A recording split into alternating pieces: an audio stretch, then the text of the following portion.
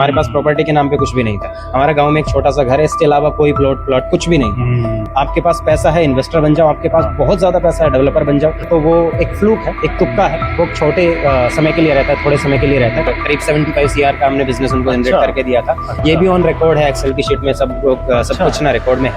अगर कोई business owner या फाउंडर आपके पास आता है कोचिंग के लिए या मेंटरशिप के लिए, तो सबसे ज्यादा जो मेजर प्रॉब्लम या चैलेंज होता है वो क्या होते हैं उनके पास? सबसे बड़ा चैलेंज उन्हीं के अंदर होता है एक्चुअली में। The challenge is not in the business, challenge in the mindset of that particular person who is driving the business.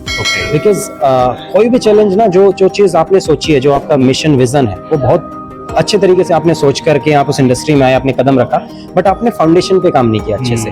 आपको यही नहीं पता मैं करना क्या चाहता हूँ। आपने देखा देखी में कर लिया, कुछ चीजें ऐसी हो जाती है और वो आपके बिजनेस को ले डूबती है। तो इम्पोर्टेंट क्या है कि उनका जो खुद का माइंडसेट है वो स्ट्रॉन्ग नहीं होता, वो वहां से कहीं ना कहीं लैग कर जाते हैं। That's the biggest challenge. तो मैं लोगों से बात करता हूँ कि what do you want from this business and why are you doing this business. आपका क्या गोल है? आपका क्या गोल है? अगर आपका मिशन विजन क्लियर है, आपके शब्दों पे, आपके जबान पे तुरंत है, बोलते ही बाहर निकलता है कि ये चाहता हूँ, तो वेल एंड गुड। तो मैं उन लोगों के साथ काम करता हूँ। टचवुड अभी तक 35 से ज्यादा बिजनेस डेवलप किए, सब प्रॉफिट में। और कितने लोगों को आपने कोच किया, मेंटरशिप? अभी तक 10,000 से ज्यादा लाइव्स ट्रांसफॉर्म कर चुके हैं। 230 से ज्यादा सेशन 18 राज्यों में हम कर चुके हैं। अरे वाह, this is a huge number. मतलब मुझे नहीं लगता कि अभी किसी भी कोच ने इतना ज्यादा नंबर टारगेट। नहीं, हमारे सीनियर्स हैं, बट एज में बहुत ज्यादा है, उन्होंने कर लिए। पर इसी एज में, आपकी एज में आपकी पर्सनैलिटी को देख के ना मुझे कभी कभी कुछ साउथ के हीरोज याद आ जाते हैं।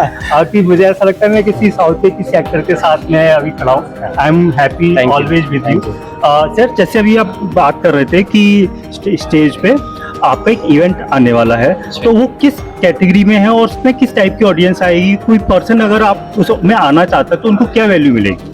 6 अगस्त को हम कर रहे हैं दिल्ली में, हॉलीडे इन में। ये रियल स्टेट ग्रोथ समिट है और दिल्ली का सबसे बड़ा ग्रोथ समिट है। यहाँ पे अक्रॉस इंडिया से 300 से 350 लोग इकट्ठे होंगे, सब रियल स्टेट प्रोफेशनल्स होंगे। और हमारा टारगेट है उस दिन करीब 100 करोड़ से ज्यादा का बिजनेस एक्सचेंज करेंगे। और हमारे पास जो अभी इंक्वायरीज आ रही हैं या फिर जो रजिस्ट्रेशन आ रहे हैं, coming from Hyderabad, coming from Bengaluru, Maharashtra, Punjab, so pan India से लोग आ रहे हैं। और हमारा पर्पज है कि जो लोग नेटवर्किंग के लिए आते हैं उनको वो वैल्यू मिले जिसके वो हकदार हैं। जो लोग इतनी दूर से ट्रैवल करके आ रहे हैं, कुछ सीखना चाहते हैं, मैं रियल एस्टेट के बारे में वो इनसाइट्स देने वाला हूँ जो आपको 50 साल का ट्रेनर या 50 साल जिसको इंडस्ट्री में होगा वो नहीं दे पाएगा। This is how much I am working in real estate. यहाँ पे ना मेरे माइंड में ना एक क्वेश्चन खटक रहा था, व्हाई ओनली रियल एस्टेट? क्योंकि आप किसी भी देश की उन्नति को देखते हो ना, तो real estate is the only sector that proves the growth of a country. That's the only fact. Infrastructure भी, इंफ्रास्ट्रक्चर। और एक और चीज, अगर हिंदुस्तान के अंदर कहीं से 100 रुपये आता है तो उसमें 27 रुपए का कंट्रीब्यूशन रियल एस्टेट का है। That is why I chose real estate. आपका इसमें पर्सनली बैकग्राउंड में कितना आपने चैलेंजेस फेस किए कि नहीं, मुझे इसी इंडस्ट्री में आना है? As you talk about the challenges में क्या है कि हम जिस बैकग्राउंड से आते हैं, हमारे पास रियल एस्टेट का आर भी नहीं था। हमारे पास प्रॉपर्टी के नाम पे कुछ भी नहीं था। हमारा गाँव में एक छोटा सा घर है, इसके अलावा कोई प्लॉट कुछ भी नहीं। But when I started working as a business coach, तो मुझे लोग मिले रियल एस्टेट इंडस्ट्री से और मुझे समझ में आया कि कितना सही तरीके से वो पैसा कमा पाते हैं, कितनी बड़ी टीम है, कितनी बड़ी गाड़ियां हैं। तो जब आपके डिजायर्स बढ़ते जाते हैं तो आपको फील्ड अपने आप ऑटोमेटिकली आप चूज कर लेते हो।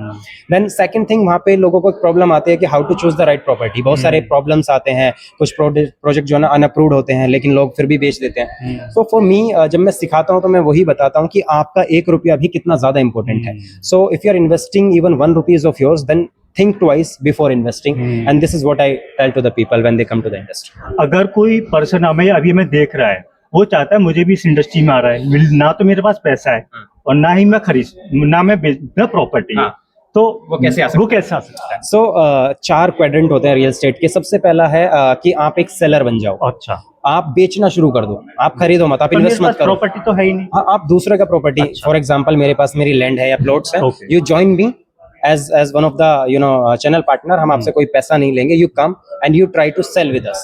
Once you sell one project या one simple plot, you get enough amount of money, and that is in the form of commission. This is how you start, and once you are doing the deals of 1 CR, 2 CR, 5 CR, so you get humongous amount. From that amount you can buy a property, buy a small piece of land, and this is how it starts. Every single individual who is doing great in the real estate, those were not having their background, तो उन लोगों के पास कुछ नहीं था, एक option था कि वो सेल करना शुरू कर दें दूसरे का माल। उन्होंने सेल करना शुरू किया, फिर वो बायर बने, फिर तीसरी चीज होती है कि वो इन्वेस्टर बनते हैं, और चौथा क्वाड्रेंट होता है डेवलपर का। तो आप इन चारों कैटेगरी में से कहीं पे भी आ सकते हैं। आपके पास पैसा है, इन्वेस्टर बन जाओ, आपके पास बहुत ज्यादा पैसा है, डेवलपर बन जाओ, आपके पास थोड़ा पैसा है तो बाय कर लो, बायर बन जाओ, अगर कुछ भी नहीं है तो सेलर बन जाओ। तो सबके लिए इंडस्ट्री सबके लिए open. Great great great, thank you so much.